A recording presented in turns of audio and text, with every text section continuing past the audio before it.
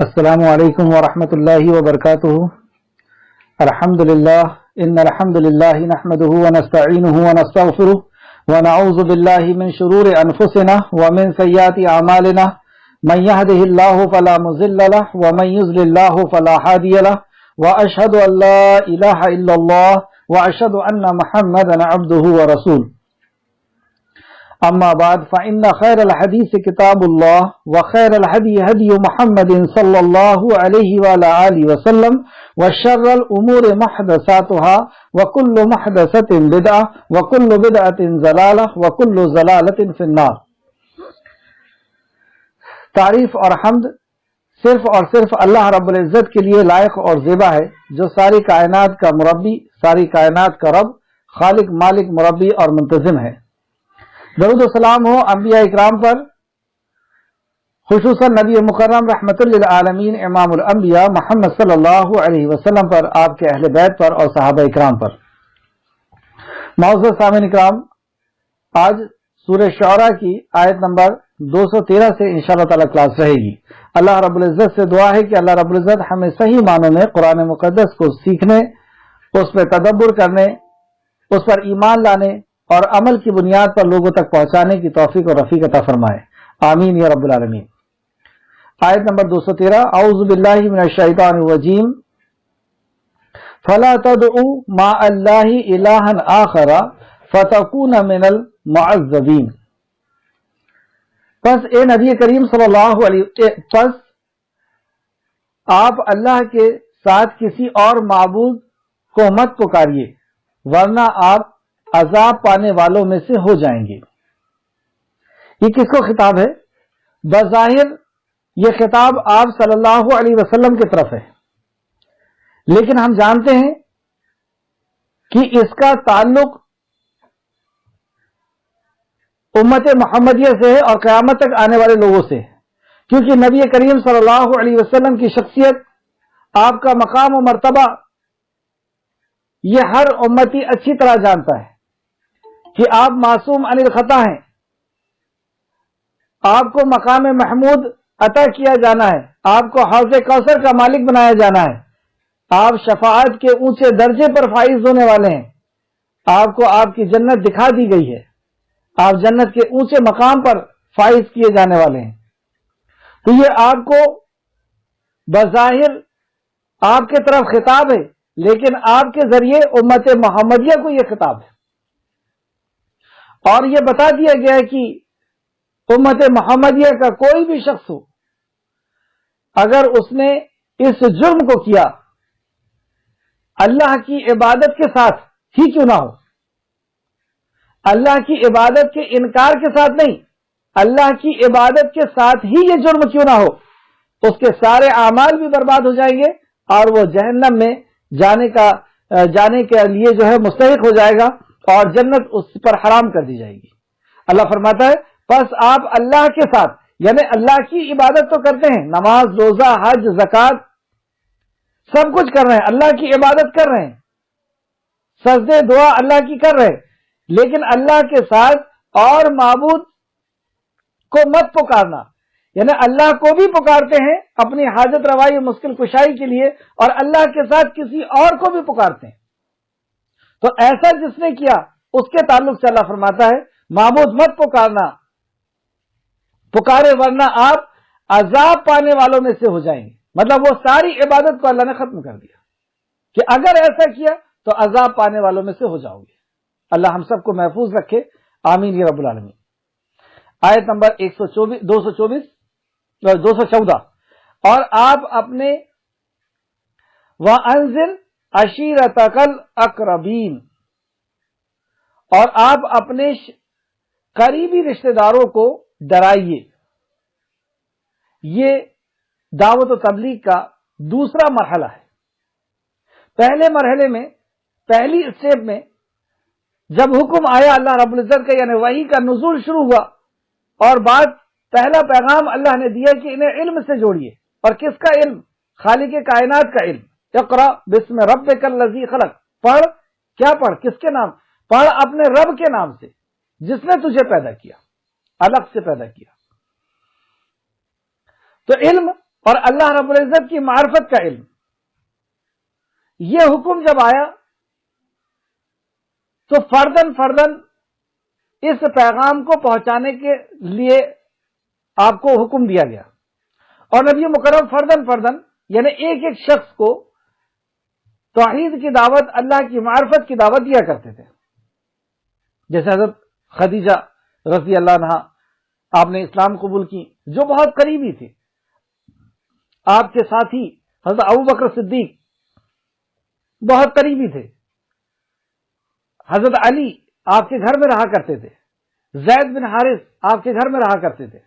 تو ایسے بالکل قریبی لوگ جو گھر کے اندر رہنے والے ہیں اور جو دوست ہیں، ان کو آپ نے دعوت دی. پھر ان لوگوں نے ان کے خاص لوگوں کو دعوت دی. تو ایسی فردن دعوت و تبلیغ کا کام چلتا رہا. ایک اللہ کی معرفت، اللہ کی توحید کی دعوت لوگوں تک پہنچتے رہی. اور ایسی خفیہ دعوت، فردن دعوت، یہ 3 سال تک رہی. 3 سال کے بعد جب ماحول آسان ہو گیا یا اس لائق ہو گیا تو اللہ رب العزت نے یہ حکم نازل فرمایا، وَأَنذِرْ عَشِيرَتَكَ الْأَقْرَبِينَ، اور آپ اپنے قریبی رشتہ داروں کو ڈرائیے. یہ جب آرڈر ملا نبی کریم صلی اللہ علیہ وسلم کو تو آپ نے کیا کیا؟ اس تعلق سے چند احادیث سماعت فرمائے. ایک تو یہ واقعہ میں تجلیات نبوت سے لے رہا ہوں. تجلیات نبوت صفحہ نمبر 57. جب یہ آیت نازل ہوئی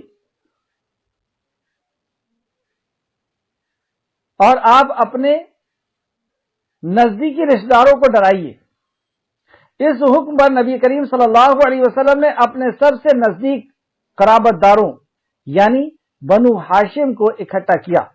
ان کے ساتھ بنو مطلب کے بھی کچھ آدمی تھے. آپ نے ان کے سامنے اللہ کی حمد و ثنا کی. اس کے بعد وحدانیت کی شہادت دی اور فرمایا، یعنی آپ نے اپنے خاص رشتہ داروں کو اکٹھا کیا، اور اکٹھا کرنے کے بعد جو بھی ان کی ضیافت کی آپ نے، ان کو کھانے پینے کے لیے پیش کیا، اور اس کے بعد کچھ کہنے کے پہلے اللہ رب العزت کی حمد اور ثنا کی اور اللہ کی وحدانیت کی شہادت دی، یعنی گواہی دی کہ میں اللہ رب العزت کو ایک مانتا ہوں، اس کی ذات میں، اس کی صفات میں، اس کی الوہیت میں، اس کی ربوبیت، اس میں اسماء الحسنی میں. تو یہ ادب ہے بات کو کرنے کے پہلے کہ ہم اللہ رب العزت کی حمد و ثنا کریں، اللہ کی تعریف اور توصیف بیان کریں اور خود کے توحید پرست ہونے کی شہادت دیں. پھر اس کے بعد آپ کہتے ہیں، اللہ وحدہ لا شریک کی قسم، میں تمہارے لیے خصوصی اور تمام انسانوں کے لیے عمومی اللہ کا رسول ہوں. یہ بات کو کی اہمیت کو بتانے کے لیے آپ دیکھیے کتنا اہتمام کر رہے ہیں نبی کریم صلی اللہ علیہ وسلم اس پیغام کو پہنچانے کے لیے، کہ بات کرتے کرتے اگر ہم کوئی بات کرتے ہیں تو اس کا وزن نہیں ہوتا، لیکن بات کرتے کرتے عام جو بات چل رہی ہے، جیسے کھانا کھاتے پیتے بھی ہم لوگ بات کرتے ہیں، بیٹھے ہوئے تو بات کرتے ہیں، اور باتوں میں کوئی بات نکلتی ہے، اس کی کوئی اہمیت ویسی سمجھ میں نہیں آتی. لیکن بات چل رہی ہے اور پھر کھڑے ہو کر کے یا اس جگہ سے ہٹ کر کے یا اسی جگہ میں اس بات سے سٹارٹ کرنا، الحمدللہ رب العالمین الصلاۃ والسلام علی سید المرسلین وعلی آلہ وصحبہ اجمعین، یا اس طریقے سے اللہ رب العزت کے حمد اور ثنا کے کلمات کو بیان کریں اور پھر اللہ کی وحدانیت کا ثبوت پیش کر یا اللہ کی وحدانیت کی گواہی پیش کریں اور پھر قسم کھائیں. آپ نے پھر قسم کھائی کہ اللہ وحدہ لا شریک کی قسم، اللہ واحد جس کے علاوہ کوئی اس کا عبادت کے لائق نہیں، کوئی اس کا شریک نہیں، اس کی قسم کہ میں خاص تمہارے اوپر اور عمومی ساری کائنات کے اوپر اللہ کا رسول ہوں. اللہ کی پھر دوسری قسم کھائے، اللہ کی قسم تم لوگ اسی طرح مر جاؤ گے جس طرح سوتے ہو. دوسرا ہی ان کی زندگی کی حقیقت کو بتایا آپ نے. پہلے اللہ کا تعارف کرایا اور ان کی زندگی کی حقیقت کو بھی قسم کھا کر کے بتایا کہ اللہ کی قسم تم لوگ اسی طرح مر جاؤ گے جس طرح سوتے ہو، پھر اسی طرح اٹھائے جاؤ گے جس طرح جاگتے ہو. جیسے سو جاتے ہو پھر جاگ جاتے ہیں، اسی طریقے سے مر کر کے تمہیں اٹھنا ہے. اتنا یقینی ہے، اتنا یقینی ہے. جیسے ہم سوتے ہیں تو کل کا پلان کر کے سوتے ہیں کہ کل صبح یہ کرنا ہے، اسی طریقے سے تم مرو گے اور مر کر کے تمہیں اٹھنا ہے، اتنا یقینی ہے. اس کے بعد تم سے تمہارے اعمال کا حساب لیا جائے گا. اب تم جب دوبارہ اٹھو گے یا اٹھائے جاؤ گے تو تم سے تمہارے اعمال کا حساب لیا جائے گا. یہ دنیا سب کچھ نہیں ہے.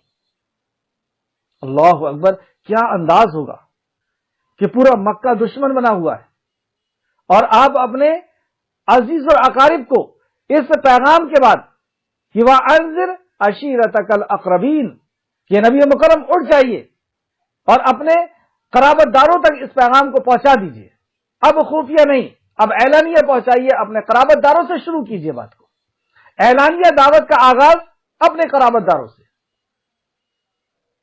اور کس قدر مخالفت چل رہی تھی ان 3 سالوں کے بعد، اور اتنی بہترین انداز میں نبی مکرم دعوت دے رہے ہیں ان کی آخرت کو یاد دلا کر کے. اس کے بعد تمہارے اعمال کا حساب لیا جائے گا، پھر یا تو ہمیشہ کے لیے جنت ہوگی یا ہمیشہ کے لیے جہنم ہوگی. اگر تم توحید آخرت اور رسالت کو قبول کرتے ہو تو ہمیشہ ہمیش کی جنت یا ہمیشہ ہمیش کی جہنم. نبی کریم صلی اللہ علیہ وسلم کی بات کو سن کر سب نے نرمی سے گفتگو کی.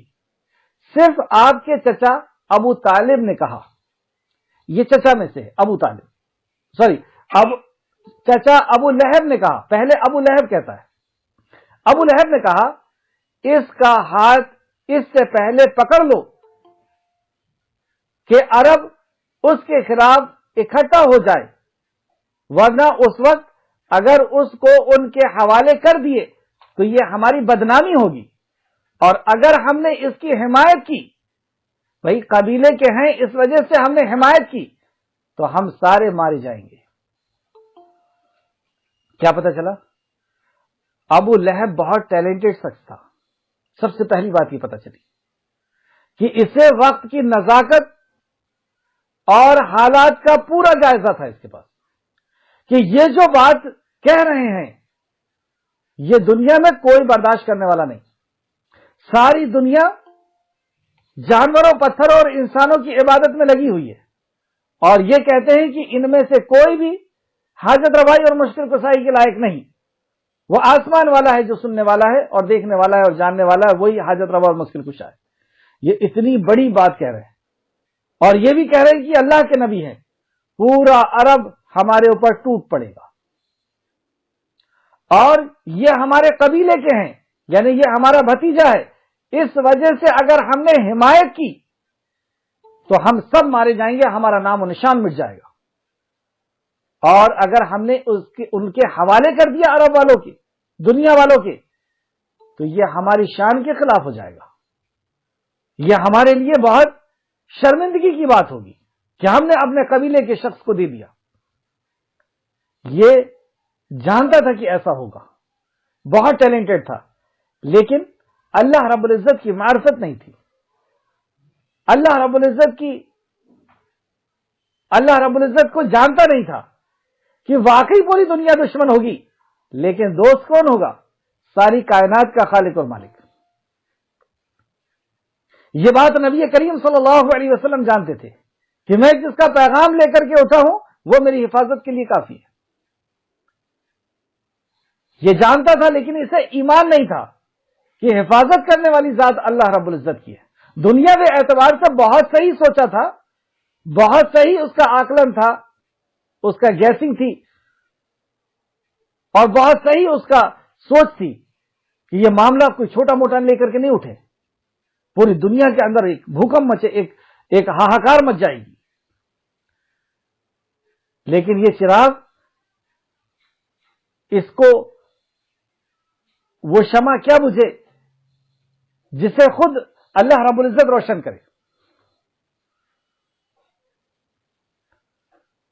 اس نے ایسا کہا، اور پھر کچھ بدتمیزی کے کلمات بھی اس نے کہے، بدتمیزی کی باتیں بھی اس نے کہی کہ یا نامراد کیا ہمیں اس لیے تم نے یہاں پہ بلائے تھے وغیرہ وغیرہ. تو اللہ رب العزت نے ایک سورت بھی نازل کری، تبت یدا ابی لہب وتب ما اغنى عنہ مالہ وما کسب، کہ ابو لہب کے دونوں ہاتھ ٹوٹ گئے اور وہ ہلاک اور برباد ہوا، اس کا مال اور اس کا دولت کوئی کام نہیں آئی. بہرحال وہیں پر مگر آپ کے چچا ابو طالب نے کہا، اب یہاں پہ دوسرے چچا بھی اسی محفل میں ہیں اور ابو طالب سردار بھی ہیں قبیلے کے. تو ابو طالب کہتے ہیں تمہیں جو حکم ملا ہے اسے کر گزرو. مطلب نبی کریم صلی اللہ علیہ وسلم کی طرف کہتے ہیں آپ کو جو حکم ملا ہے اسے کر گزریے. واللہ یعنی اللہ کی قسم میں مسلسل تمہاری حفاظت اور بچاؤ کرتا رہوں گا. یہ کیوں؟ اس کا آگے کہہ رہے ہیں البتہ میرا جی نہیں چاہتا کہ میں اپنے والد عبد المطلب کا دین چھوڑ دوں. البتہ میرا یہ دل نہیں چاہتا ہے کہ میں تمہارا اسلام قبول کروں، تمہارا دین قبول کروں، میں اپنے باپ دادا کے دین پر ہی رہوں گا. تو پھر حمایت اور ہمدردی اور حفاظت کی ذمہ داری کیوں؟ یہ حمیت تھی بھتیجے ہونے کے اعتبار سے، قبیلے کے ہونے کے اعتبار سے، بھتیجا ہونے کے اعتبار سے یہ محبت تھی کہ میں تمہاری حفاظت کروں گا، میرے قبیلے کے اندر کے کسی شخص کو یہ ہاتھ لگا نہیں سکتا. اور یہ جو قول تھا ان کا، اس قول پر آخر دم تک ابو طالب رہے. للکار کر کے پوری مکہ کو کہا تھا کہ اگر محمد تک پہنچنا ہے تو میری لاش پر سے جانا ہوگا. مطلب یہ اپنی زبان کے اتنے پکے تھے. آج ہم لوگوں کا حال دیکھیں ہم. لیکن کیوں تھے؟ بھتیجے کی اہمیت سے، اس وجہ سے یہ جنت کے حقدار نہیں ہوئے، اللہ کی رضا کے حقدار نہیں ہوئے. آخر تک انہوں نے حمایت کی، مدد کی، سپورٹ کیا، لیکن بھتیجا ہونے کی حیثیت سے، اللہ کے نبی ہونے کی حیثیت سے نہیں کیا. اور آخر میں جب نبی کریم صلی اللہ علیہ وسلم نے کہا کہ چچا میرے کان میں ہی کلمہ پڑھ لیجئے، تو انکار کر دیا کہ نہیں میں اپنے باپ دادا کے دین پر مرتا ہوں. اور نبی مکرم صلی اللہ علیہ وسلم نے فرمایا، امام بخاری نے اس کو روایت کیا کہ میرے چچا کو جہنم کی آگ کے اوپر ان کو رکھا جائے گا، یا ان کے جوتی کے نیچے آگ ہوگی اور جس سے ان کا سر کھول رہا ہوگا، جیسے چولہے کے اوپر پانی رکھا جاتا ہے اور وہ اونٹتا ہے، اس طریقے سے ان کا سر اونٹے گا. یہ جہنم کا سب سے ہلکا عذاب، اوپر رکھا جائے گا، لیکن جائیں گے جہنم میں. اللہ رب العزت ہمیں نبی کریم صلی اللہ علیہ وسلم سے محبت اور اطاعت، رسول اللہ ہونے کی حیثیت سے ہمارے دل دماغ کے اندر داخل فرما دے. آمین. تو یہاں پر آپ نے اپنے قریبی رشتہ داروں کے ساتھ دعوت و تبلیغ کا کام شروع کیا. کچھ لوگوں نے مانا، اور جن لوگوں نے مانا وہ آپ کے سپورٹر بن گئے، اور جن لوگوں نے انکار کیا تو اس انکار سے آپ کو کوئی فرق نہیں پڑا. آپ کی دعوت پھر دوسرے اسٹیپ میں اور آگے بڑھی، یعنی پہلے گھر میں، پھر خاندان کے لوگوں میں، پھر آس پاس معاشرے کے اندر، پھر پورے شہر کے اندر، اور اس طریقے سے بڑھتے بڑھتے یہ سنت طریقہ ہے دعوت کو لوگوں تک پہنچانے کا. یہ سنت طریقہ ہے. اپنے گھر میں دعوت دینے سے کیا فائدہ ہوتا ہے کہ جب گھر کے ہی لوگ، خاندان کے لوگ، رشتہ دار جب سپورٹ میں آ جاتے ہیں تو اس سے بہت تکلیف ملتی ہے. جیسے موسیٰ علیہ السلام کی بھی سیرت میں ہم پڑھ چکے ہیں کہ انہوں نے بھی اپنے بھائی کے لیے مانگا تھا. اس کے بعد آپ نے کوہ صفا پہ بھی دوسرا جب حکم آیا، جیسے اللہ رب العزت نے کہا کہ تمہیں جس بات کا حکم دیا جا رہا ہے اسے کھلم کھلا بیان کر دو اور مشرکوں سے منہ پھیر لیجئے. تو پھر آپ نے جب کھلم کھلا آرڈر دیا گیا کہ اس کے بعد والی اسٹیپ میں، تو آپ کو صفا پہ کھڑے ہوئے اور ایک ایک قبیلے کا نام پہلے کہا، یا صباح یا صباح کہہ کر کے لوگوں کو اکٹھا کیا. مطلب یہ ایک سائن تھا کہ کوئی حادثہ ہو گیا ہے، یا کوئی آکرمن کرنے والا ہے اور کوئی فوج آنے والی ہے جو ہمیں ختم کرنے والی ہے، اس وجہ سے بلایا جا رہا ہے. تو لوگوں نے کہا کون بلاتا ہے، کون بلاتا ہے؟ کہا کہ محمد بلاتے صلی اللہ علیہ وسلم. تو مکہ کے اندر آپ کی اتنی زبردست پکڑ تھی، یا آپ کو ایسا امین اور صادق کہتے تھے کہ وہ فوراً سمجھ گئے کہ ضرور کوئی اہم بات ہے. اور یہ سارے کے سارے آ گئے، اور جو نہیں آ پا رہے تھے انہوں نے اپنے قاصد کو، اپنے ساتھی کو پہنچا دیا تھا، اور یہ سب سارے قبیلے کے لوگ اکٹھا ہو گئے. تو ایک ایک قبیلے کا نام لے کر کے آپ نے پکارا، اور پھر وہاں پر بھی اللہ کی وحدانیت کی دعوت آپ نے پیش کی.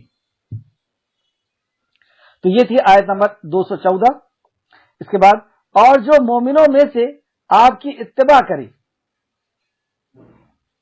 اس کے تعلق سے چند حدیث، 2 حدیث اور دیکھ لیتے ہیں۔ امام احمد نے حضرت عائشہ صدیقہ رضی اللہ عنہا سے روایت کیا ہے کہ جب آیت کریمہ وَأَنذِرْ عَشِيرَتَكَ الْأَقْرَبِينَ نازل ہوئی تو رسول کریم صلی اللہ علیہ وسلم کھڑے ہوئے اور آپ نے فرمایا، اے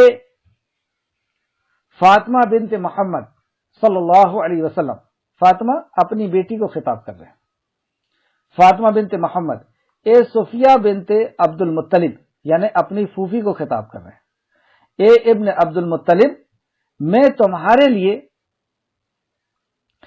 تمہارے لیے اللہ تعالی سے کسی چیز کا مالک نہیں ہوں، یعنی میری نسبت کی وجہ سے کہ میں باپ ہوں یا آپ میری پھوپھی ہیں، آپ میری بیٹی ہیں یا عبد المطلب کے گھرانے سے آپ ہو، تو میں کسی معاملے میں تمہارا مالک نہیں ہوں کہ دنیا میں تمہیں عزت مل جائے گی، دولت مل جائے گی، شہرت مل جائے گی، یا قبر کے عذاب سے بچ جاؤ گے، یا جہنم کی رسوائی سے بچو گے، یا ہمیشہ ہمیش کی جنت مل جائے گی، اس کا میں بالکل بھی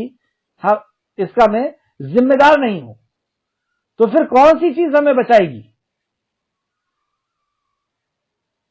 میں تمہارے لیے اللہ تعالی سے کسی چیز کا مالک نہیں ہوں، میرے مال میں سے جو چاہو مجھ سے مانگ لو، اللہ اکبر، دنیا میں میرے مال سے جو چاہو وہ مانگ لو، لیکن میری نسبت کی وجہ سے تم بچ نہیں سکتے۔ کس چیز سے بچیں گے؟ ہم اپنے عمل سے بچیں گے۔ ہمارے عمل اگر نبی مکرم صلی اللہ علیہ وسلم کی اللہ رب العزت کے حقوق کو ادا کریں گے، توحید پر رہیں گے اور رسالت پر رہیں گے، یعنی نبی کریم صلی اللہ علیہ وسلم کی سچی محبت، آپ کی اطاعت، آپ کی فرمانبرداری اگر ہماری زندگی کے اندر ہوگی تو ہم بچ سکتے ہیں، ورنہ کسی کی نسبت کسی کو بچا نہیں سکتی۔ پچھلی کلاس میں بھی ہم نے انبیاءوں کے ساتھ اس واقعے کو پڑھ چکے ہیں۔ تو یہ حدیث مسلم شریف کی حدیث نمبر 205۔ ایک چیز اور غور کریں، حضرت فاطمہ بنت محمد صلی اللہ علیہ وسلم کی یہ وہ بیٹی ہیں جن سے آپ سب سے زیادہ محبت کرتے تھے، جس کی شان میں حضرت عائشہ صدیقہ رضی اللہ عنہ فرماتی ہیں کہ یہ دکھتی بھی نبی مکرم کی طرح ہے، یہ چلتی بھی ہے، یہ آواز بھی محمد صلی اللہ علیہ وسلم کی طرح، ان کا چال بھی نبی کے صلی اللہ علیہ وسلم کی طرح ہے۔ لیکن اور یہ جنت میں عورتوں خواتین کی سردار بھی ہیں، یہ حسن و حسین کی والدہ ہیں، یہ حضرت علی کی بیوی بھی ہیں۔ اتنا بڑا مقام و مرتبہ یہ اصل میں بتانا تھا امت محمدیہ کو کہ نسبت تمہیں نہیں بچائے گی، تمہارے اعمال تمہیں بچائیں گے۔ اگر اعمال کتاب و سنت کی طرح ہوں گے، اللہ کے فرمان اور نبی کے فرمان کی طرح ہوں گے تو بچ سکتے ہیں۔ اسے امام مسلم نے روایت کیا ہے 205 نمبر۔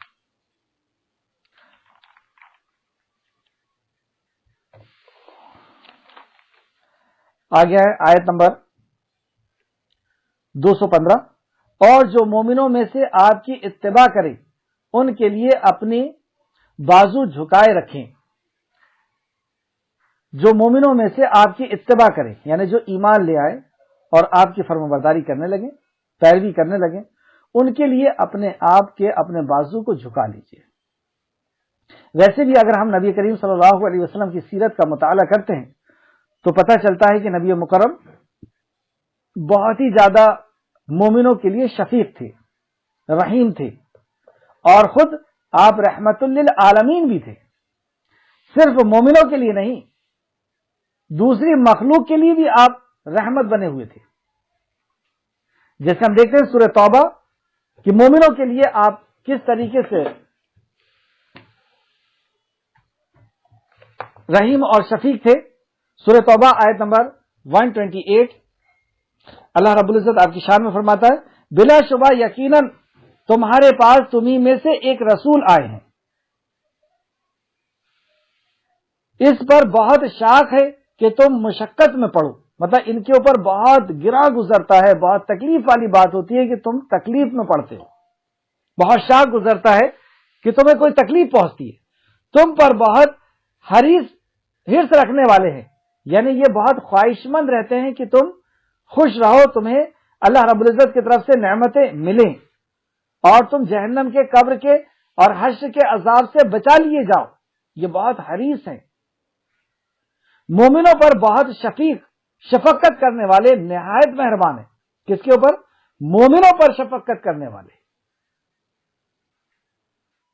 اور نہایت مہربان ہیں. لیکن جو انکار کرنے والا ہے اس کے لیے ہم جانتے ہیں کہ نبی مکرم صلی اللہ علیہ وسلم کتنے سخت تھے، کیونکہ کرائم کو ختم نہیں کیا جا سکتا جب تک مجرم کے اوپر سخت نظر نہ ہو. جب تک مجرم کے اوپر سختی نہیں کریں گے کرائم نہیں ختم ہو سکتا. اور نبی کریم صلی اللہ علیہ وسلم تو اصل مقصد ہی سارے انبیاء کا اس دنیا میں آنے کا کیا تھا؟ سکون اور پیس، سکون اور امن اور چین اس دنیا کے اندر آ جائے. حقوق کی ادائیگی ہو، ماں باپ کے حقوق کی، پڑوسی کے، رشتہ داروں کے حقوق کی، سب جب حقوق کی ادائیگی ہوگی تو ویسی امن اور امان ہوگا. تو بہرحال شفیع کس کے لیے؟ جو معاشرے میں رہنے لائق ہے، یعنی جو مومن ہے. سورہ آل عمران آیت نمبر 159. پس اللہ کے طرف سے بڑے رحم ہیں، رحم دل ہیں، وجہ سے تو سورہ آل عمران آیت نمبر 159 میں اللہ فرماتا ہے پس اللہ کے طرف سے بڑے رحمت ہی کی وجہ سے، اللہ کی بہت رحمت ہی کی وجہ سے تو ان کے لیے نرم ہو گئے ہیں.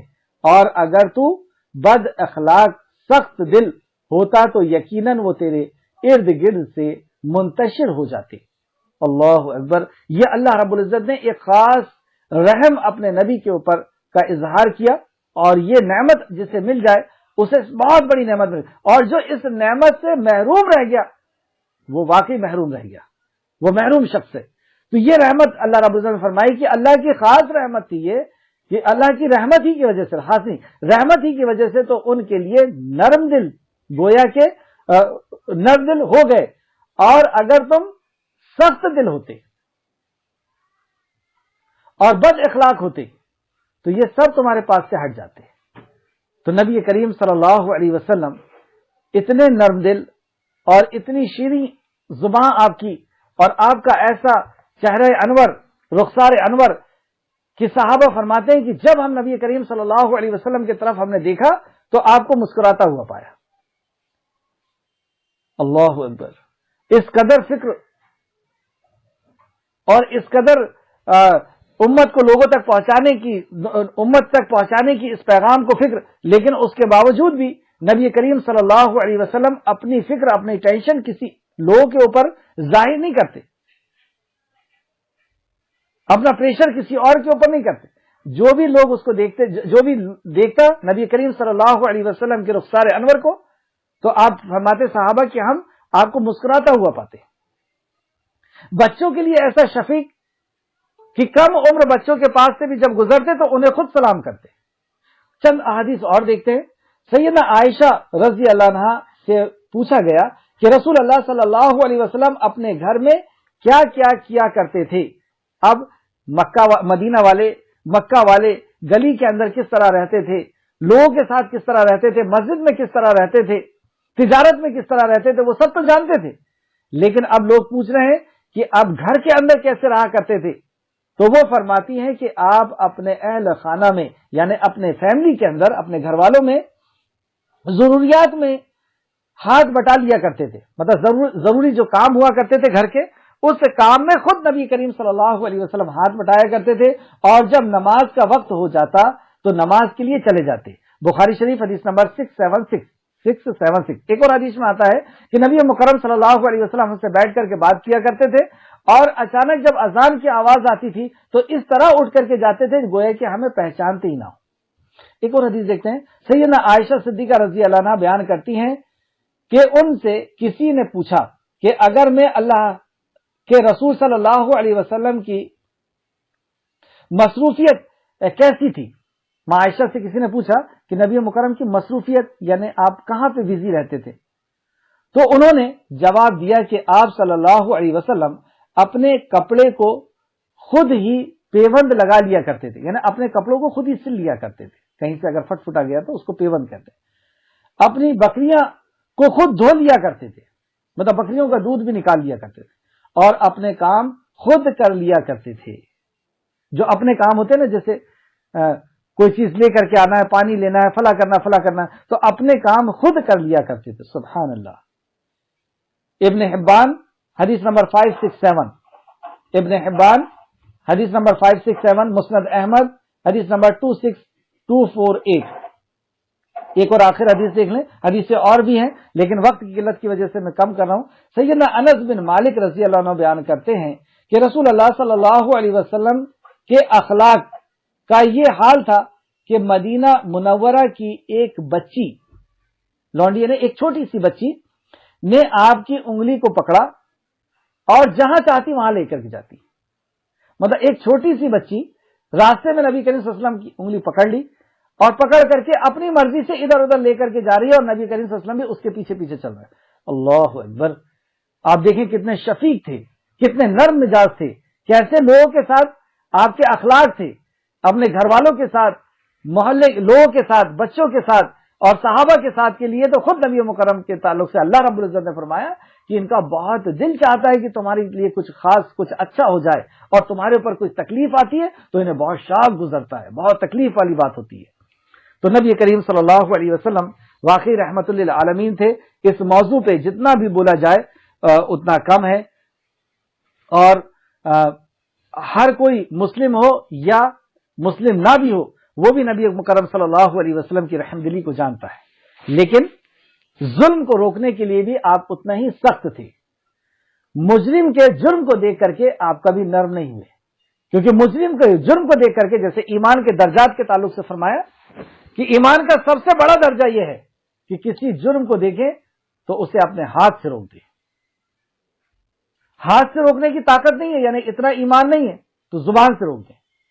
زبان سے بھی روکنے کی طاقت نہیں ہے تو دل میں برا جان کر کے وہاں سے ہٹ جائے، اور یہ ایمان کا آخری درجہ ہے.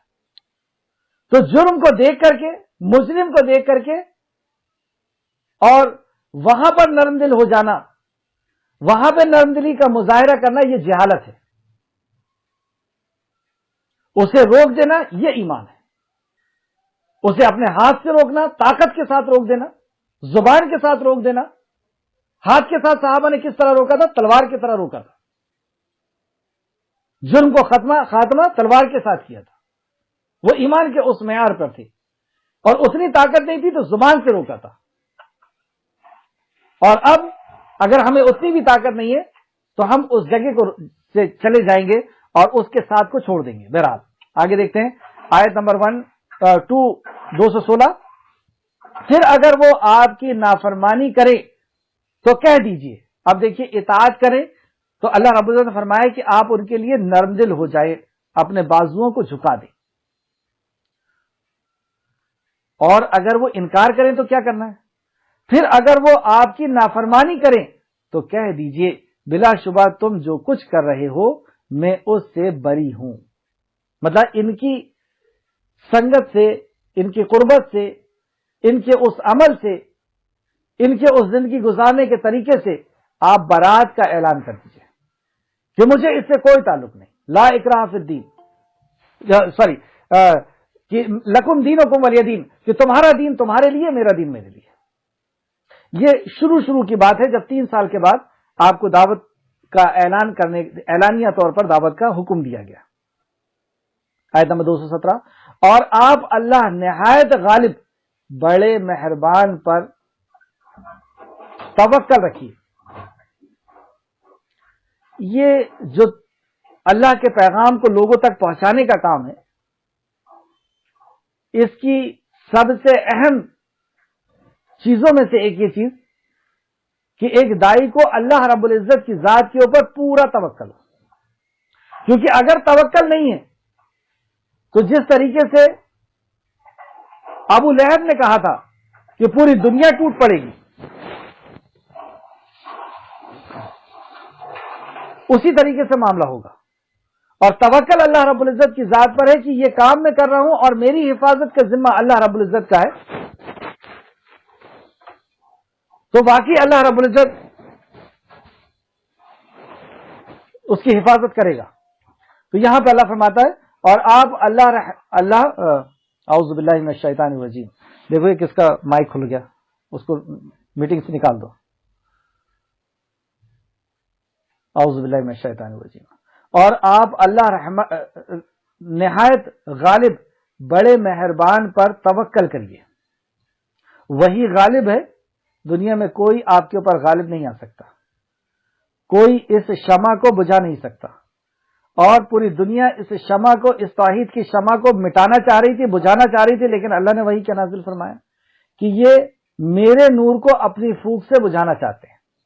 مطلب پوری دنیا کی طاقت کو اللہ نے پھونکا اللہ رب العزت کے سامنے، کیونکہ غالب اللہ رب العزت ہے، اس کے حکم کے بغیر کوئی ہمارے جسم کے اوپر ہمیں نقصان نہیں پہنچا سکتا۔ اللہ فرماتا ہے کہ میرے بندے پر میرا ہی زور چلتا ہے۔ وَلَا تَهِنُوا وَلَا تَحْزَنُوا، تم ڈرو نہیں، تم گھبراؤ نہیں، تم ہی سربلند رہو گے۔ وَعَلَوْنَا إِن كُنتُم مُؤْمِنِينَ، بس تم مومن بن جاؤ۔ سربلندی کا جو ہے اعلان یا وعدہ اللہ رب العزت کی طرف سے کر دیا گیا کہ میں تمہیں سربلند کروں گا، بس تم مومن ہو جاؤ، ڈرنے اور گھبرانے کی ضرورت نہیں۔ رازق بھی اللہ رب العزت ہے، اور عزت اور ذلت کا مالک بھی اللہ رب العزت ہے۔ تو یہ توکل جب تک نہیں ہوگا، اور اسی توکل کی تو دعوت ہے، توحید کی دعوت ہے، یعنی اسی توکل کی دعوت ہے۔ جب تک ہمارے اندر یہ توکل نہیں آئے گا، یہ یقین نہیں آئے گا اللہ رب العزت کی ذات پر، جب تک ہم دعوت کا کام نہیں کر سکتے۔ اور موسیٰ علیہ السلام سے بھی اللہ رب العزت نے جب ریہرسل کروایا تھا تو دنیا کو بتا دیا کہ اس وجہ سے انہیں چنا گیا ہے۔ جب آپ کو کہا کہ ہاتھ میں کیا ہے، بتایا کہ لاٹھی ہے، بولے پھینک دو، پھینک دیا، وہ سانپ بن گیا، سانپ بن گیا، موسیٰ علیہ السلام بھاگنے لگے، اللہ رب العزت نے کہا رک جاؤ، رک گئے، کہا پکڑ لو، اسے ہم پرانی حالت میں لے آئیں گے، پکڑ لیا۔ کیا تھا یہ ہے وہ توکل کہ میرے رب نے فرما دیا رک جانا ہے، اطاعت کرنا ہے میرے رب کی، اللہ نے حکم دیا پکڑ لو، اسے میں واپس لے کر کے آؤں گا۔ توکل ہے اللہ رب العزت کے کلام پر، ایمان ہے اللہ کے کلام پر کہ اسے واپس لے کر کے آئے گا۔ آج آپ کے اور میرے لیے بھی اللہ رب العزت کا یہی وعدہ ہے، ان تنصروا اللہ ینصرکم ویثبت اقدامکم، تم میرے دین کی مدد کرو، میں تمہاری مدد کروں گا، بس یہ وعدہ ہے۔ تو اس پر ہمارا توکل ہونا چاہیے۔ اور ہم کون سی غلط دعوت دے رہے ہیں بھائی؟ شراب سے، جوئے سے، مرڈر اور چوری سے ہی تو ہم روک رہے ہیں۔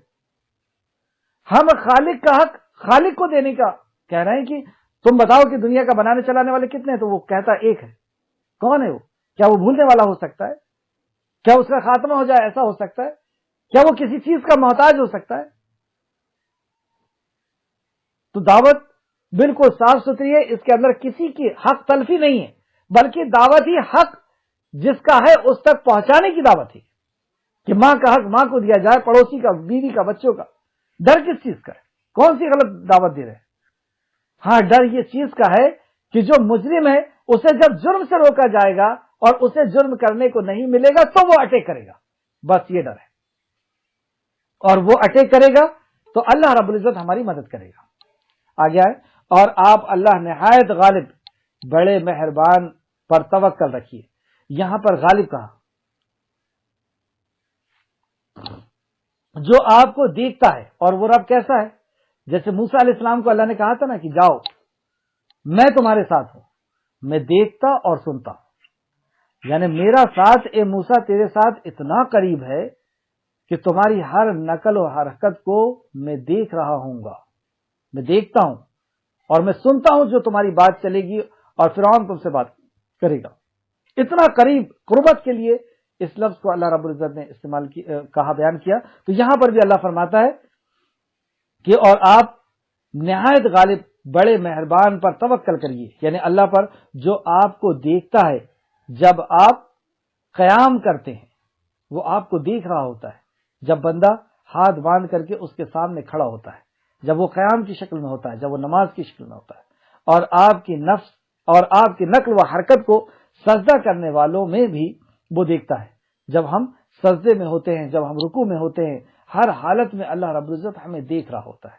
اور یہ ادھیاتم کا یا یہ دین کا سب سے اونچا مراتب ہے، 3 مراتب ہیں اسلام کے، اور یہ تیسرا درجہ ہے جو سب سے اہم ہے کہ ہم اس حال میں رہیں کہ اللہ رب العزت ہمیں دیکھ رہا ہے۔ صرف نماز کے اندر نہیں، ہر جو بھی ہم کام کر رہے ہیں، جہاں پر بھی ہم ہیں، ہم ہر کسی کی نظر سے بچ سکتے ہیں، لیکن ہمارے خالق کی نظر سے ہم بچے ہوئے نہیں ہیں۔ وہ ہما وقت ہمیں دیکھ رہا ہے، اور جب وہ ہمیں دیکھ رہا ہے، وہ ہمارے اتنا قریب ہے، تو پھر ہمیں کسی مخلوق سے ڈرنے کی ضرورت نہیں۔ ہم اس سے ڈر جائیں، ساری مخلوق کو وہ ہم سے ڈرا دے گا، اور اگر ہم اس سے نہیں ڈرے تو ہر مخلوق سے ڈرتے پھریں گے۔ پھر جیسے اللہ رب العزت نے مثال دے کر کے فرمائی کہ مشرک کی مثال ایسی ہے کہ وہ جنگل میں اسے شیطان نے باولا کر دیا، یعنی جنگل میں وہ گم گیا، اور ایک شخص جب جنگل میں گم جاتا ہے تو کیسا رہتا ہے؟ کبھی اس طرح بھاگ رہا ہے کہ یہاں سے راستہ مل جائے گا، کبھی اس طرح بھاگ رہا ہے کہ وہاں سے راستہ مل جائے گا، کبھی اس طرح بھاگ رہا ہے کہ یہاں سے راستہ مل جائے گا، کبھی پانی کے لیے دوڑ رہا ہے اور کبھی کھانے کے لیے دوڑ رہا ہے، کبھی جنگلی جانور سے بچنے کے لیے محافظ کسی کی حفاظت میں جانے کے لیے دوڑ رہا ہے۔ مشرک ایسا ہوتا ہے کہ وہ دنیا میں ایسا حیران و پریشان دوڑتا بھاگتا گھومتا پریشان گھومتا رہتا ہے، چین اور سکون اس کی زندگی میں نہیں ہوتا۔ تو اللہ رب العزت کو جب بندہ یہ جان لیتا ہے کہ وہ مجھے دیکھ رہا ہے، وہ میرے قریب ہے، تو اس کے اندر ویسا ہی اطمینان اور سکون آتا ہے، پھر وہ دنیا سے بے نڈر ہو جاتا ہے، وہ صرف اللہ رب العزت سے ڈرنے والا۔ اللہ رب العزت ہم سب کو توفیق عطا فرمائے۔ تو اللہ نے یہاں فرمایا کہ جب آپ سجدے کی حالت میں ہوتے ہو تب بھی وہ آپ کو دیکھ رہا ہوتا ہے، بلا شبہ وہی خوب سننے والا اور بڑا جاننے والا ہے۔ اس کے علاوہ کون سن سکتا ہے؟ وہی خوب سننے والا ہے، خوب سننے والا۔ ہر لینگویج میں انسان اس کو پکار رہا ہے، دن ہو رات ہو، ہر مخلوق اسے پکار رہی ہے، ہر کوئی اپنی آواز میں اور اپنی زبان میں اسے پکار رہا ہے، اور ہر کسی کی پکار کو ہر وقت وہ سن رہا ہے۔ وہ سن رہا ہے، اس بات کی کیا دلیل ہے؟ اس بات کی دلیل یہ مخلوق جو باحیات ہے اور سکون اور اطمینان کے ساتھ جی رہی ہے، یہ اس بات کی دلیل ہے کہ یہ ان کو کوئی دیکھ رہا ہے، ان کی کوئی حفاظت کر رہا ہے، ان کی کوئی ضرورت کو جان رہا ہے اور ان کی کوئی ضرورت کو پوری کر رہا ہے۔ اس تعلق سے پچھلی کلاسوں میں بھی اور بات ہو چکی ہے، اس لیے آگے چلتے ہیں، وقت بھی کم ہے۔ بلا شبہ وہی خوب سننے والا اور بڑا جاننے والا۔ صرف ایک آیت نوٹ کر لیں، سورہ یونس آیت نمبر 61۔ اس کے اندر اللہ فرماتا ہے، سورہ یونس آیت نمبر 61، اور آپ جس حال میں بھی ہوتے ہو یا قرآن میں سے کچھ بھی پڑھتے ہو یا تو لوگوں کو اور کام کرتے ہو یا لوگ اور بھی کام کرتے ہیں، تو اللہ رب العزت اسے اس وقت دیکھ رہا، ہم اس پر شاہد ہوتے ہیں۔ اللہ نے فرمایا کہ تم جو کچھ بھی کام کرتے ہو اللہ رب العزت اس پہ شاہد ہوتا ہے، یعنی گواہ ہوتا ہے۔ اور اسی طریقے سے حشر کے میدان میں بھی جو حساب و کتاب ہوگا، تو حساب و کتاب کے بھی کئی طریقے بتائے گئے ہیں، اس میں سے ایک یہ بھی ہوگا کہ اللہ رب العزت خود شاہد ہے، وہ خود حساب لے گا، اور ہمارے جسم کے ذریعے سے بھی وہ حساب لینے پر قادر ہے، فرشتوں کے ذریعے سے، کتاب کے ذریعے سے بھی حساب لینے پر قادر ہے۔ آیت نمبر 221۔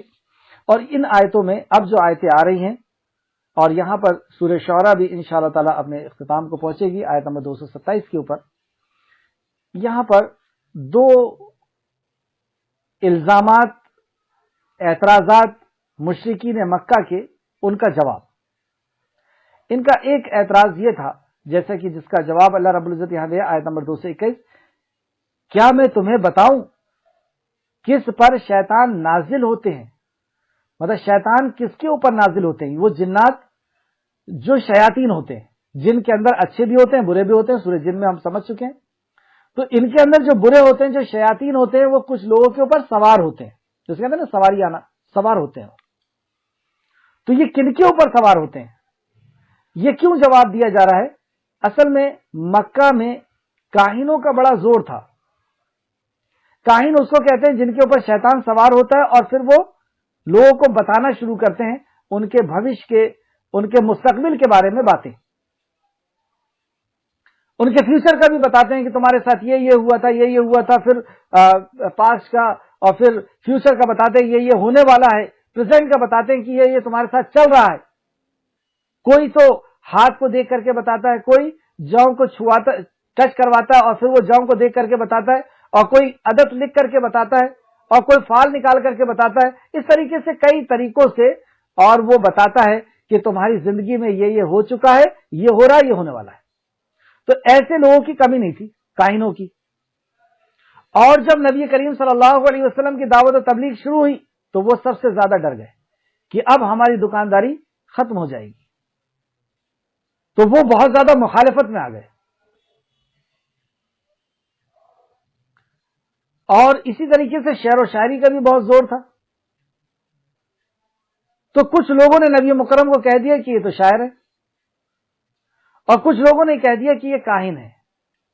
یا کاہن نہیں کہا تو یہ کہا کہ ان کے اوپر نعوذ باللہ، یہ کہا مشرکین مکہ کا یہ گمان کہ ان کے اوپر یا تو انہوں نے یہ کلام خود لکھ لیا ہے یا کوئی ان کے اوپر نازل آتا ہے، مطلب ان کے اوپر کوئی اترتا ہے. خود گنڈیا ہے یا ان کا یہ گمان تھا کہ جن ان کے اوپر اترتا ہے اور پھر وہ قرآن کو لکھاتا ہے. تو ان دونوں بات کا کہ وہ شاعر ہیں یا نہیں اور جن اترتا ہے یا نہیں، ان دونوں بات کا جواب نبی کریم صلی اللہ علیہ وسلم کے اوپر یہ وحی کے ذریعے سے نازل کیا گیا.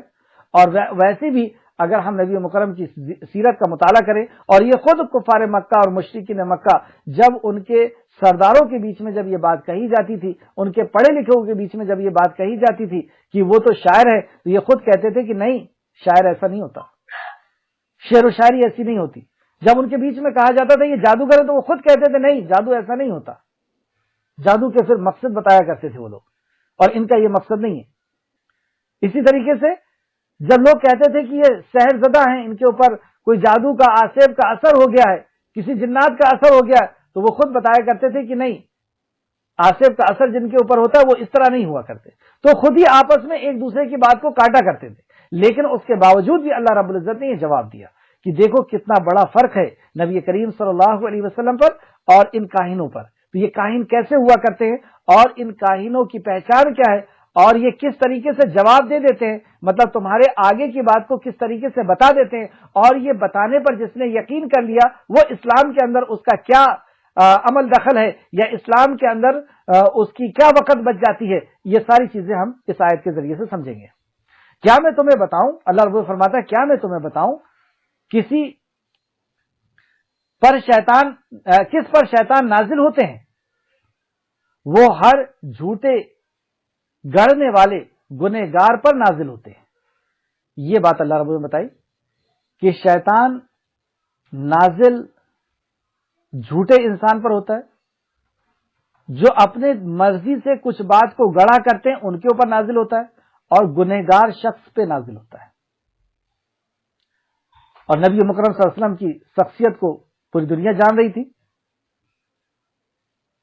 پھر دوسری آیت میں، آیت نمبر 223 میں، جو شیطانوں کے طرف کان لگاتے ہیں اور ان کی اکثر جھوٹے ہوتے ہیں. دوسری پہچان یہ بتائی، دوسری آیت میں یہ پہچان بتائی کہ وہ شیطانوں کی طرف کان لگائے ہوئے ہوتے ہیں، یعنی وہ شیطانوں کو اپنے قبضے میں. ابھی ہم لوگ دیکھتے ہیں کہ کیا کرتے ہیں لوگ، یہ ان کی بات مانتے ہیں شیطان کی، اور شیطان کفر کرنے کا کہتا ہے، یہ جتنا بڑا کفر کرتے ہیں اتنا بڑا شیطان ان کے خدمت میں آتا ہے اور ان کے ساتھ مل کر کے، اور یہ دونوں مل کر کے انسانیت کو گمراہ کرتے ہیں. جادو والی آیت میں ہم اس کی تفسیر پڑھ چکے ہیں. تو یہ گمراہ کرتے ہیں، تو یہ خود ان کے طرف کان لگاتے ہیں اور ان کی اکثر جھوٹے ہوتے ہیں، اور یہ شیطان جو ہوتا ہے یہ بہت جھوٹا ہوتا ہے. اس تعلق سے حدیث کے یہ کیسے بات کو سنتے ہیں اور پھر ہم تک پہنچاتے ہیں اور وہ بات صحیح نظر آتی ہے، اس کی سب کی کیا وجہ ہے؟ تو بخاری شریف حدیث نمبر 7561 اور مسلم شریف حدیث نمبر 2228 امام بخاری نے حضرت عائشہ صدیقہ رضی اللہ عنہ سے روایت کیا ہے کہ انہوں نے بیان کیا کہ کچھ لوگوں نے نبی کریم صلی اللہ علیہ وسلم کا کاہنوں کے بارے میں پوچھا تو آپ صلی اللہ علیہ وسلم نے فرمائے. لیکن کچھ لوگ آئے ماں عائشہ کے پاس اور کہا کہ نبی کریم صلی اللہ علیہ وسلم سے پوچھا کاہنوں کے بارے میں، یعنی جوتشیوں کے بارے میں، جو بھوشیہ بتاتے ہیں ان کے بارے میں پوچھا. تو آپ نے فرمایا وہ کچھ نہیں ہے، مطلب اس کی کوئی حقیقت نہیں ہے، وہ بس ایسے گمراہ کرنے والے لوگ ہیں. تو لوگوں نے اس پر کہا، لوگوں نے عرض کیا اے اللہ کے رسول، بلا اوقات یعنی کبھی کبھی وہ بات کرتے ہیں اور وہ بات صحیح کہتے ہیں، مطلب کبھی کبھی وہ ایسی بات کہہ دیتے ہیں جو صحیح ہو جاتی ہے، کہ جیسے کل بارش ہوگی اندور کے اندر، یا ایسا کچھ کہہ دیا انہوں نے کہ کل ایسا ہوگا، وہاں بھوکمپ آ جائے گا، یا فلاں انسان جو بہت فیمس ہے اس کی موت ہونے والی ہے. تو کبھی کبھی کوئی بات کہتے ہیں تو وہ صحیح نکل جاتی ہے. یہ نبی کریم صلی اللہ علیہ وسلم سے وہ صحابی پوچھتے ہیں. تو نبی کریم صلی اللہ علیہ وسلم نے اس کا جواب دیا، یہ سچ بات وہ ہوتی ہے جو جن نے آسمان سے سن لی ہوتی ہے اور وہ اپنے میں سے دوست کے کان میں اس طرح ڈال دیتا ہے جس طرح مرغی کڑکڑ کرتی ہے، اور وہ ان کے ساتھ 100 جھوٹ ملا کر کے لوگوں کے سامنے بیان کر دیتے ہیں. تو یہ کیوں ہوتا ہے کہ یہ جو شیاطین ہیں یہ آسمان تک پہنچتے ہیں اور فرشتوں کی بات آپس میں سنتے ہیں. فرشتوں کی کوئی بات جب یہ سن لیتے ہیں اور جب لوٹ کر کے وہاں سے آتے ہیں تو سیارہ ان کے پیچھے کرتا ہے، ایک آگ کا گولا ان کا پیچھا کرتا ہے. اللہ رب العزت چاہتا ہے تو اللہ ان کو ختم کر دیتا ہے، جلا دیتا ہے، اور اللہ اگر چاہتا ہے تو ان کو زندہ چھوڑ دیتا ہے. تو یہ اپنے دوستوں کے اوپر آتے ہیں، یعنی وہ کاہنوں کے اوپر آتے ہیں. کیوں کر رہے ہیں یہ اتنا بڑا جوخم مول کیوں لے رہے ہیں؟ لوگوں کے ایمان کو خراب کرنے کے لیے، کیونکہ شیطان آیا ہی دشمنی لے کر کے کہ مجھے تو مہلت دے دے، میں ان کو گمراہ کروں گا. تو یہ آ کر کے کاہن کو بتاتے ہیں کہ دیکھو کل فلاں ایسا ہونے والا ہے. اب وہ کاہن سن لیتا ہے کہ اچھا فرشتوں نے آپس میں بات کی ہے، ایسا ہونے والا ہے. تو کاہن اس ایک بات میں اس کو موقع مل جاتا ہے، اس کے ساتھ 100 جھوٹ ملا کر کے اور مارکیٹ کے اندر پھیلاتا ہے، اور لوگ اس پر جب یقین کر لیتے ہیں تو وہ ایمان سے ہاتھ دھو لیتے ہیں. اس سے بخاری نے روایت کیا ہے کہ وہ اس پہ ایمان سے کیسے چلے جاتے ہیں، اس کی حدیث میں ابھی اور آگے بتا رہا ہوں. ایک اور حدیث جس سے اور وضاحت ہوگی. جب اللہ رب العزت آسمان، نبی صلی اللہ علیہ وسلم فرمایا کہ جب اللہ رب العزت آسمان میں کسی کام کا فیصلہ فرماتا ہے تو فرشتے اللہ تعالیٰ کے فرمان کی اطاعت میں اپنے پروں کو اس طرح پھڑپڑاتے ہیں جس طرح پتھر پر زنجیر مارنے کی آواز آتی ہے. پتھر پر جب زنجیر بڑی بڑی ماری جاتی تو جیسی آواز آتی ہے، ایسی اللہ رب العزت کے پیغام کو سننے کے لیے فرشتے گھبراہٹ میں اور اللہ رب العزت کی عظمت کو جانتے ہوئے، اللہ رب العزت کی بزرگی کو جانتے ہوئے وہ ایسے پر کو پھڑپڑاتے ہیں اور خاموشی سے آ کر کے بیٹھ جاتے ہیں. ان کے اوپر گویا کہ بے ہوشی طاری ہو گئی ہے، اور جب اللہ رب العزت بیان فرما چکا ہوتا ہے تو پھر وہ آپس میں پوچھتے ہیں کہ کیا فرمایا تمہارے رب نے، یعنی آپس میں پوچھتے ہیں کہ کیا بیان ہوا تھا. ایسی ان کو ہیبت اللہ رب العزت کی بات کی ہوتی ہے. اللہ اکبر. یہ وہ ہے ایمان والے. ہم قرآن کو پڑھتے ہیں، ہمارے اندر کوئی ہیبت طاری نہیں ہوتی، لیکن جو واقعی ایمان والے ہیں ان کی ایک ایک چیز، یعنی ان کی اسکن بھی نرم ہو جاتی ہے، ان کی آنکھیں نرم ہو جاتی ہیں، ان کا دل نرم ہو جاتا ہے، اور ان کی کیفیت ہی بدل جاتی ہے جب اللہ رب العزت کے کلام کو، یعنی اللہ کے پیغام کو سنتے. تو یہی فرشتوں کا حال ہوتا ہے کہ وہ ایسے پر کو پھڑپھڑاتے ہیں جیسے بڑی بڑی زنجیریں چٹان کے اوپر گر رہی ہو، اور وہ ایسے مدہوش ہو کر کے اللہ رب العزت کی بات کو سنتے ہیں، ایسی ہیبت میں آ جاتے ہیں. اور جب اللہ بول چکا ہوتا ہے تو آپس میں ایک دوسرے سے پوچھتے ہیں کہ کیا فرمایا تمہارے رب نے. تو وہ کہتے ہیں کہ سچ فرمایا تمہارے رب نے، جو کچھ فرمایا تمہارے رب نے. فرشتے کہتے ہیں کہ حق فرمایا، اور وہ عالی مرتبہ اور گراں قدرت والے رب نے تمہارے لیے جو کچھ فرمایا ہے سب فرمایا ہے. اور پھر وہ آپس میں ایک دوسرے سے بتاتے ہیں. اور پھر جب آسمان دنیا میں آتے ہیں تو راستے کے اندر اس کے بھی تعلق سے ایک حدیث میں آپ کو بتاتے چلتا ہوں. یہ بخاری شریف کی حدیث ہے، حدیث نمبر 4800. تو یہ جو فرشتے آپس میں بات کرتے ہیں، ان باتوں کو یہ لوگ سن لیا کرتے ہیں. ایک اور حدیث دیکھتے ہیں 176.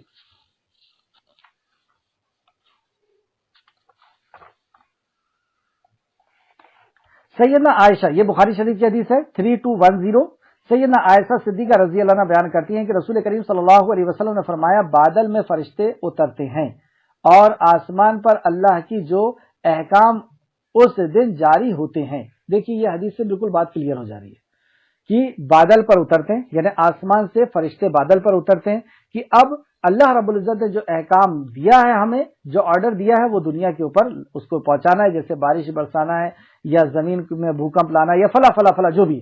تو یہ حکم کو لانے کے لیے جب وہ بادل پر آتے ہیں، پھر سے دیکھیں سیدنا عائشہ صدیقہ رضی اللہ عنہ بیان کرتی ہیں کہ رسول کریم صلی اللہ علیہ وسلم نے فرمایا بادل میں فرشتے اترتے ہیں اور آسمان پر اللہ کے جو احکامات اس دن جاری ہوتے ہیں ان کا ذکر کرتے ہیں.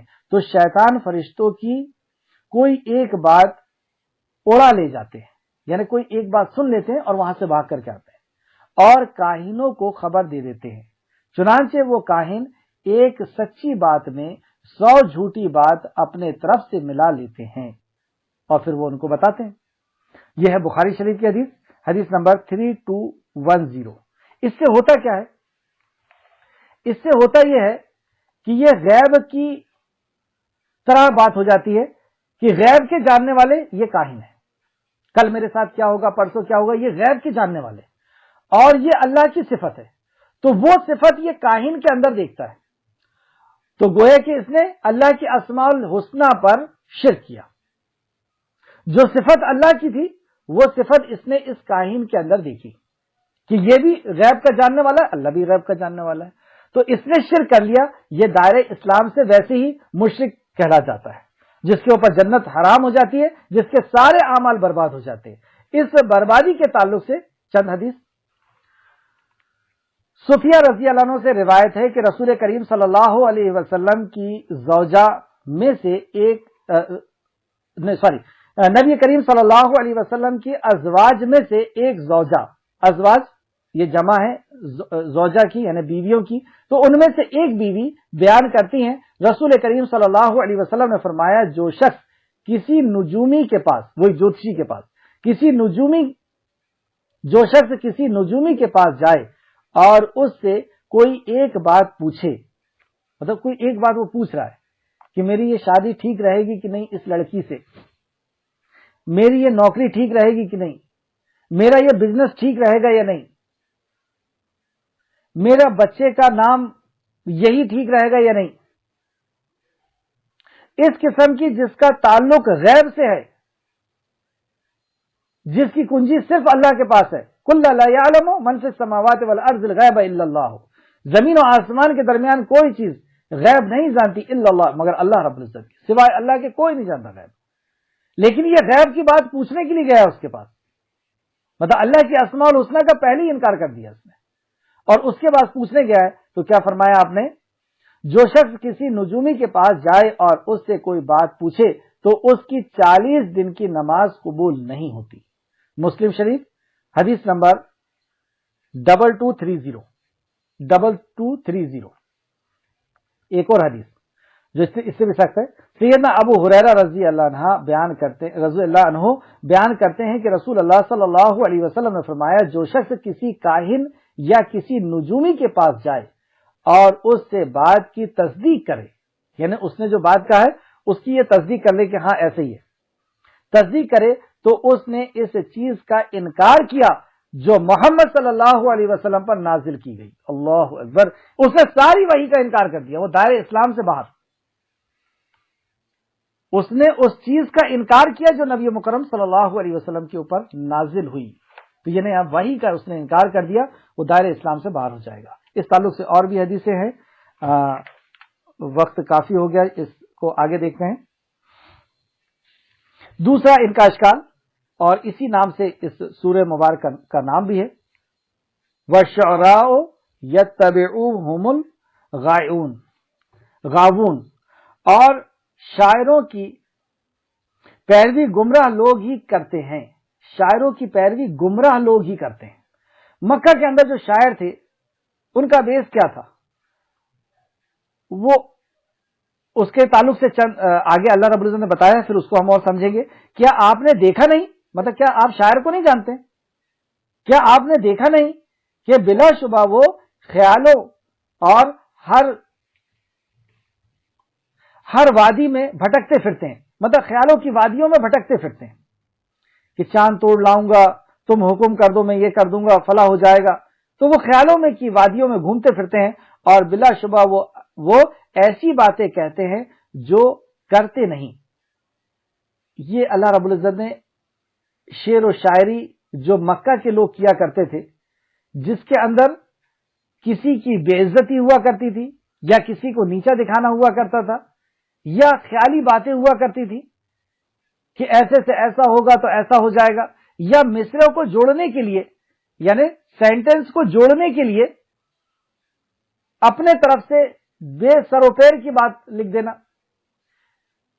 کہ وہ آسمان سے دیکھتا ہوگا تو میرے محبوب کو کس نے بنایا ہوگا، سوچتا ہوگا استغفر اللہ۔ یہ مصرع کو صرف جوڑنے کے لیے اتنی بڑی کفر کی بات۔ تو اس قسم کی باتیں جو فاحش کو جنم دیتی ہو، جو عشق کو بڑھاوا دیتی ہو، جس کا بیس ہی عورت کی تعریف کرنا ہو یا اپنی شان بگاڑنا ہو، یا اپنے آپ کو بڑا سمجھنا ہو، یا اپنے کلام سے لوگ کلام کو لوگ واہوائی کریں اور کلام کی عزت کریں اور پھر لوگوں کی عزت ہو، اس شعر و شاعری کی وجہ سے لوگوں کی عزت ہو، یہ بیس ہے ان کا. ان کو حقیقت سے کوئی لینا دینا نہیں. کیا نبی کریم صلی اللہ علیہ وسلم کی بات ایسی ہے؟ تم یہ کہتے ہو یہ شاعر ہے اور شاعری تو یہ ہے، تو ملا لو، ایک طرف قرآن کو رکھ لو اور ایک طرف اس کو رکھ لو.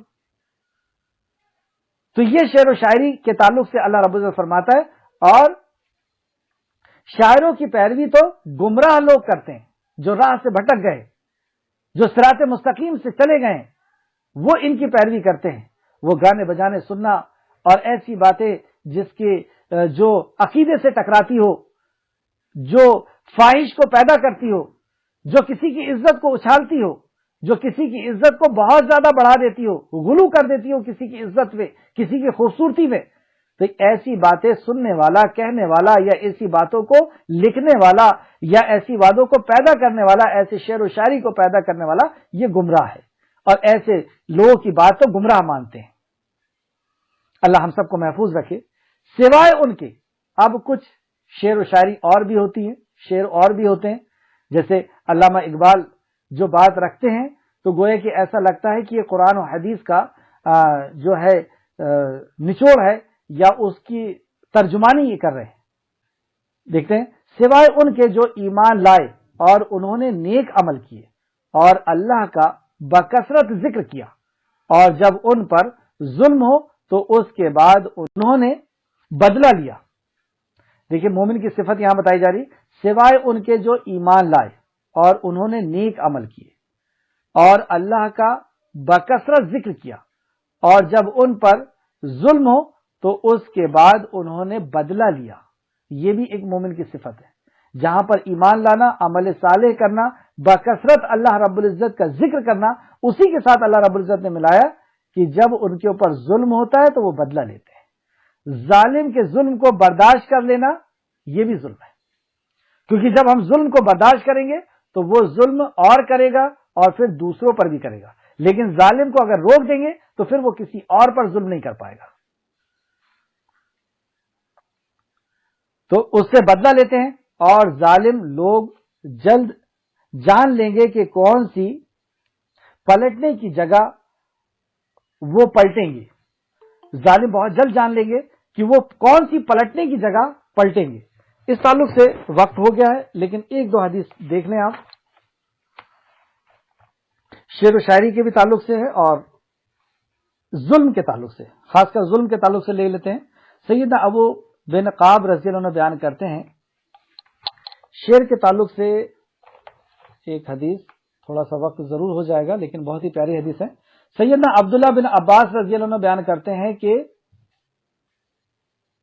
زماد مکہ میں آئے، زماد مکہ میں آئے جو جنوں اور آسیب وغیرہ کے لیے دم کیا کرتے تھے. یہ مطلب ایک قبیلے کے سردار تھے اور بہت ذہین تھے، پڑھے لکھے تھے، اور یہ شعر و شاعری بھی جانتے تھے، مطلب زبان کے بہت ماہر بھی تھے. اور یہ جناتوں کا اور آسیب زدہ لوگوں کو دم بھی کیا کرتے تھے، مطلب توریت اور انجیل کے حوالے سے یہ دم بھی کیا کرتے تھے. تو جب یہ مکہ آئے تو لوگوں نے آپ کو بتایا کہ محمد کے قریب مت جانا صلی اللہ علیہ وسلم. کیوں نہیں جانا؟ کیونکہ وہ سحر زدہ ہے، وہ جادو کر دیں گے. پھر کسی نے کہا کہ نہیں، ان کے پاس نہیں جانا کیونکہ ان کے اوپر کوئی جنات آتا ہے اور وہ اس بات کو بیان کرتے ہیں. تو انہوں نے بھی روئی ڈال دی اپنے کان میں. لیکن چلتے چلتے ان کو ذہن میں آئے کہ میں اتنے بڑے قبیلے کا سردار ہوں، اتنا پڑھا لکھا ہوں، زبان کو اتنا جاننے والا ہوں، اور میں تو ان آسیب کا علاج کرنے والا ہوں. میرے سے دم کرنے سے اللہ کے حکم سے وہ ٹھیک ہو جاتے ہیں جن کے اوپر یہ ہوتا ہے. تو انہوں نے کان سے نکال لیا اور نبی صلی اللہ علیہ وسلم کے ساتھ جا کر سامنے بیٹھ گئے اور کہا کہ آپ کے اوپر آسیب کا اثر ہے، لوگوں کا ایسا کہنا ہے، اگر آپ کہیں تو میں آپ کو دم کر دیتا ہوں، اللہ کے حکم سے، اللہ چاہے گا تو آپ ٹھیک ہو جائیں گے. اللہ اکبر. نبی کریم صلی اللہ علیہ وسلم نے خطبہ پڑھا، یعنی بات کرنے کے پہلے جو خطبہ پڑھتے ہیں، ان الحمد للہ نحمده ونستعینه ونستغفر یعنی پورا خطبہ آپ نے پڑھا، الحمدللہ ان الحمدللہ نحمده ونستعینه ونستغفره ونعوذ باللہ من شرور انفسنا ومن سیئات اعمالنا من يهده الله فلا مضل له ومن يضلل الله فلا هادي له واشهد ان لا الہ الا اللہ واشهد ان محمدا عبدہ ورسولہ۔ اس طریقے سے آپ نے خطبہ پڑھا۔ سب خوبیاں، جس کا ترجمہ یہ سب خوبیاں اللہ ہی کے لیے ہے، میں اس کی خوبیاں بیان کرتا ہوں اور اس کے سوا کوئی مدد کے لائق، چنانچہ وہی جس کو اللہ راہ دکھائے وہی راہ راست پہ آتا ہے، اور جسے وہ گمراہ کر دے وہی گمراہ ہے۔ جسے اللہ راہ دکھا دے اسے کوئی بہکا نہیں سکتا، اور جسے وہ بہکا دے اسے کوئی راہ نہیں دکھا سکتا، اور میں وہی دیتا ہوں جو اللہ کے سوا کوئی عبادت، میں گواہی دیتا ہوں کہ اللہ کے سوا کوئی عبادت کے لائق نہیں، وہ اکیلا ہے، اس کا کوئی شریک نہیں، اور محمد صلی اللہ علیہ وسلم اس کے بندے اور اس کے رسول ہے۔ زماد کہتے ہیں اس بات کو، جب یہ حدیث آپ نے سنی، یہ اللہ رب العزت کی حمد اور ثنا سنی، تو زماد کہتے ہیں کہ کہا ان کلمات کو پھر سے دہرائیے۔ آپ صلی اللہ علیہ وسلم نے ان کلمات کو پھر سے دہرایا، پھر وہ کہتے ہیں ان کلمات کو آپ پھر سے دہرائیے، پھر انہوں نے کہا اس کلمات کو پھر سے دہرایا، تو میں نے کہا، پھر زماد کہتے ہیں میں نے کہا کہ میں نے کائنات کی باتوں کو سنی ہے، مطلب کاہن کی جو باتیں ہوتی ہیں میں نے اس کو سنی ہے، جادوگروں کے اقوال کو سنے ہیں، شاعر کے شعر کو سنا ہے، مگر آپ کی ان کلمات کے مثل میں نے کبھی نہیں سنا۔ یہ تو سمندر کی تہ تک پہنچے ہوئے، مطلب ان کلمات کے اندر اتنی گہرائی ہے کہ یہ تو سمندر کی تہ تک پہنچے۔ پھر زماد نے کہا اپنا ہاتھ لائیے، میں اسلام کا اعلان کرتا ہوں، یعنی پھر آپ نے نبی مکرم پر بیعت کی اور اسلام آپ نے قبول کر لیا۔ تو اس طرح سے یہ واقعہ تھا۔ اس طریقے یہ مسلم شریف کی حدیث ہے، حدیث نمبر 868۔ مسلم شریف کی ایک اور حدیث دیکھتے ہیں، سیدنا ابو سعید خدری رضی اللہ عنہ بیان کرتے ہیں کہ رسول کریم صلی اللہ علیہ وسلم نے فرمایا، صحابہ کی ایک جماعت کے ساتھ سے جا رہے تھے کہ راستے میں ایک شاعر ملا جو شعر پڑھ رہا تھا۔ آپ نے فرمایا اس شیطان کو پکڑ لو، یا فرمایا اس شیطان کو روک لو۔ مطلب نبی کریم صلی اللہ علیہ وسلم ایک شاعر کو شعر پڑھتے ہوئے دیکھا تو صحابی سے کہا کہ اسے پکڑ لو، اور یا کہا کہ اسے روک دو۔ اگر تم میں سے کسی شخص کا پیٹ خون اور پیپ سے بھر جائے تو یہ اس سے بہتر ہے کہ وہ شعر و شاعری سے اسے بھرے۔ اللہ اکبر۔ کوئی شخص نبی کریم صلی اللہ علیہ وسلم کے نزدیک کسی کے پیٹ کے اندر خون اور پیپ جم گیا ہے، بھر گیا ہے، تو وہ بہتر ہے اس چیز سے کہ وہ شعر و شاعری سے اپنے پیٹ کو بھر لے۔ اس کو اپنے، آج دیکھیں آپ لوگ شعر و شاعری کو یاد کرنا قرآن سے زیادہ یاد کرتے ہیں۔ حدیث نہیں بیان کریں گے، وہ شعر و شاعری بیان کر رہے ہیں، قرآن نہیں بیان کریں گے، وہ شعر و شاعری بیان کر رہے ہیں۔ اور جس کے اندر عقیدے کا بگاڑ ہے، جس کے اندر نبی مکرم کی تعلیمات کے خلاف بات جا رہی ہے، اور وہ کیا کہہ رہے ہیں، اللہ اکبر۔ اب ایک اور حدیث دیتے ہیں جو اس کے تائید کرتی ہے، بخاری شریف 6145 سیدنا ابی بن کعب رضی اللہ عنہ بیان کرتے ہیں کہ رسول کریم صلی اللہ علیہ وسلم نے فرمایا، بعض شعر حکمت سے بھرے ہوئے ہوتے ہیں، بعض شعر و شاعری حکمت سے بھری ہوئی بھی ہوتی ہے، جس کے اندر قرآن و حدیث کی ترجمانی ہوا کرتی ہے، تو اس کے لیے اجازت دی گئی۔ بخاری شریف حدیث نمبر 6145۔ اب ہمیں یہ دیکھنا ہے کہ ہم جو پڑھ رہے ہیں وہ کلام کے اندر کتنی صداقت ہے، کتنی سچائی ہے۔ کہیں ایسا تو نہیں کہ لوگوں کی واہوائی کے لیے بس ہم پڑھے جا رہے ہیں۔ اللہ ہم کو محفوظ رکھے۔ آخر میں دو حدیث، اس پہ ہم بات کو اپنی ختم کریں گے۔ بخاری شریف اس آیت کے ضمن میں سیدنا عبداللہ بن عمر بیان کرتے ہیں کہ رسول کریم صلی اللہ علیہ وسلم نے فرمایا، ظلم قیامت کے دن اندھیرا ہوگا۔ جیسے آخر میں اللہ رب العزت نے اس آیت میں فرمایا نا کہ ظالم لوگ جلد جان لیں گے کہ کون سی پلٹنے کی جگہ وہ پلٹیں گے۔ آیت نمبر 227 جو آج کی کلاس کی آخر آیت ہے سورہ شعراء کی، کہ ظالم جان لیں گے کہ وہ کہاں پلٹے ہیں۔ تو ظالم جو ظلم کرتا ہے یہ اندھیرا بن جاتا ہے، حشر کے میدان میں یہ اس کے لیے اندھیرا ہوگا، یہ ظلم۔ اللہ ہم کو ظلم سے محفوظ رکھے۔ 2447 نمبر کی حدیث ہے. آخر حدیث 2449 نمبر. سیدنا ابو ہریرہ بیان کرتے ہیں کہ رسول کریم صلی اللہ علیہ وسلم نے فرمایا جس شخص نے کسی دوسرے کی آبرو کی نقصان پہنچائی، کسی دوسرے کی آبرو پہ نقصان پہنچایا یعنی اس کی عزت سے کھیلا یا کوئی اور ظلم کیا ہو تو وہ آج دنیا میں معافی کرا لے اس دن سے پہلے جس دن نہ دینار کام آئے گی اور نہ درہم. البتہ اگر اس کے پاس کوئی نیک عمل ہوں گے تو اس کو لے کر وہ بدی مطلب وہ جو حشر کے میدان میں جب چینج ہوگا تو اس کی نیکی اس کو دینا ہوگا اور اس کی بدی اس کو لینا ہوگا. تو ظلم اللہ رب العزت معاف نہیں کرے گا. اللہ رب العزت ہم سب کو ظلم کرنے سے محفوظ رکھے. بخاری شریف حدیث نمبر 2449. آخر میں اللہ رب العزت سے دعا ہے کہ جو کچھ بھی ہم نے پڑھا ہے اس میں ہمیں مزید غور و فکر کرنے کی توفیق اور رفیق عطا فرمائے. جب تک ہمیں زندہ رکھ ایمان اور اخلاص کے ساتھ ہمیں زندہ رکھے. جب ہمارا خاتمہ ہو تو ایمان اور اخلاص کے ساتھ ہمارا خاتمہ ہو. آمین یا رب العالمین. خطبہ سن کر کے زماد نے کیا کہا تھا؟ عبید الرحمان کو اٹھاؤ.